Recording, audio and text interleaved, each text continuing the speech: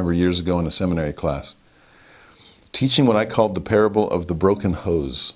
It's not as good as the parable of the rich fool, but I tried. And it was amazing to watch my students just run with it. I described a hose. I said it was the middle of the summer. And in Utah, if the sprinklers aren't on, the grass is going to die.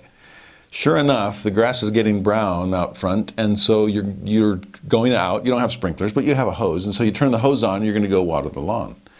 Well, unfortunately, in your zeal to turn it on, it goes too fast, and you break the spigot off, the handle off the spigot, and the water's just flowing through that hose. Now, assuming that you can't call a plumber, and there's no way to stop this thing, you can't kink the hose, it's going to just pushing its way through. My question to my students is what are you going to do with the water? They kept trying to think of ways to stop the flow. I'm like, no. That's just the premise here. You can't stop the flow of water. It's going to come, like it or not. My only question is, what are you going to do with it?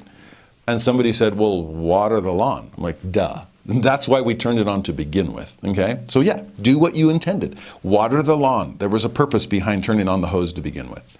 Well, your front yard is now marshland. What are you going to do next? It's like, well, just turn off the water. Remember, you can't. The only question, how are you going to use it? They said, water the backyard. I said, great, good thinking. Now your backyard is the bayou.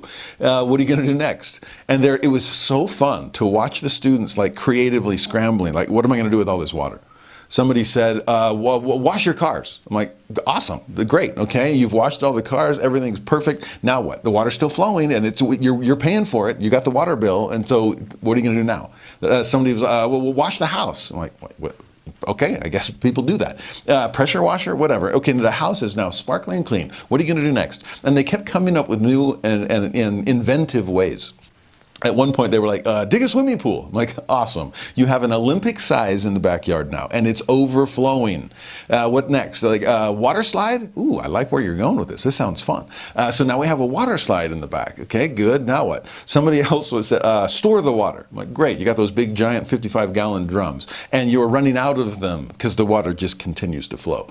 One enterprising young man, probably a future business leader, said, sell the water. And I was like, now we're actually making a profit. Good. We don't have to pay for the water ourselves. Let's make somebody else do it.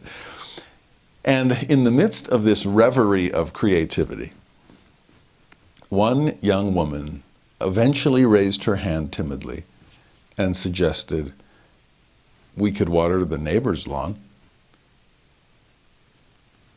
And I stopped and smiled at her and then addressed the class and asked, how long did it take before we started thinking of somebody else? It's ironic how creative we can get in ways to spend our surplus on ourselves. And as soon as we get a raise, we think about how much more we can spend instead of how much more we can give. And we fight over how much we can amass as opposed to popularity based on philanthropy, for example, and how much can I give? Be aware of the broken spigots. As I said to my students, I know money doesn't grow on trees. It comes out of hoses, and it'll just flow throughout your whole life. Sometimes as a trickle, but sometimes as a torrent, and you have to decide what you'll do with it.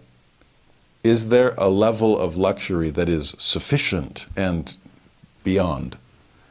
Is there a place where, no, beyond that standard of living, I don't ever need to go. Instead, I can help those around me. And that seems to be what the Lord is getting at with his comment about rich toward God. What does God do with the riches of his goodness and the riches of his grace? He opens the windows of heaven and pours out blessings even more than we can receive. If it's more than we can receive, please do not tear down the barn that he's filling just so you have room to amass more. No, look around and see who else you can share it with.